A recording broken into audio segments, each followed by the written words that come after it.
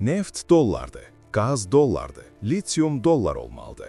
Əgər İran litiumu yuana satarsa, bütün piramida dağılar. Müharibənin də əsl səbəbi budur. Nüvə bombası deyil, insan haqları deyil, resurslar üzərində nəzarət. Onsuz gələcək mümkünsüzdür.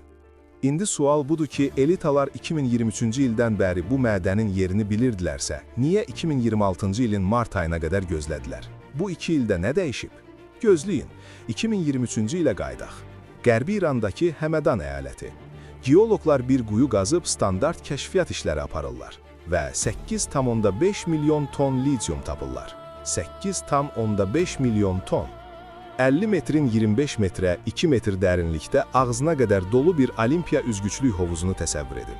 Bu təxminən 2500 ton su deməkdir. İndi bunu 3400 belə hovuza vurun. Bu 8,5 milyon ton deməkdir. Bu sadəcə bir rəqəm deyil. Bu Çilidən sonra planetin ikinci ən böyük yatağıdır. Litium 19-cu əsrin kömürü deyil, 20-ci əsrin nefti deyil, 21-ci əsrin valyutasıdır. Hər smartfon litiumdur, hər elektrik avtomobili litiumdur, hər dron, hər notebook, hər günəş bataryası litiumdur. Onsuz yaşıl enerjiyə keçid yoxdur. Elektrik avtomobilləri, muxtar sistemlər yoxdur. Litiuma kim nəzarət edirsə, gələcəyi idarə edir. Və burada İran bu ağ-qızıl dağında oturub. Amma xəbərlərdə sizə deməyəcəkləri bir detal var.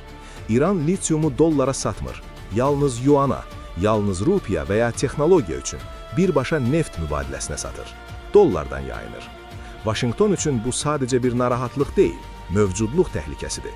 Çünki dollar qızılla, iqtisadiyyatın ölçüsü ilə deyil, bir şeylə saxlanılır. Planetin bütün resursları onunla mübadilə olunur. Neft dolları, qaz dolları, metal dolları. Buna neft dolları deyilir. Bütün dünyada enerji almaq üçün Amerika valyutası almağa məcbur olduğu bir sistem. İran isə yox deyir və əsas resursunu satır. Dollardan başqa hər şey ilə dəyişir. Əgər bu normaya çevriləksə, bütün piramida dağılacaq. Çin, Hindistan və Braziliya baxıb deyəcəklər, niyə biz dağılmalıyıq? Müharibənin əsl səbəbi budur. Nüvə proqramı yox, insan haqları yox, terrorizm yox. Resurslar üzərində nəzarət, onsuz gələcək yoxdur.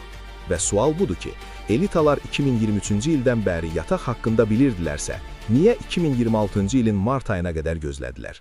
Nə dəyişdi? Deyin bəs onların uranı 90%-ə qədər zənginləşdirən nüvə proqramı var. Bu silahdır. Nüvə bombası məntiqli olaraq qorxuludur. Bu Hirosimadır. Çamadanda dünyanın sonudur. Qorxmaq məntiqlidir. Yaxşı, gəlin keçmişi yada salaq. 2003. Colin Powell orada dayanıb, ağ tozla sınaq borusunu silkələyib kütləvi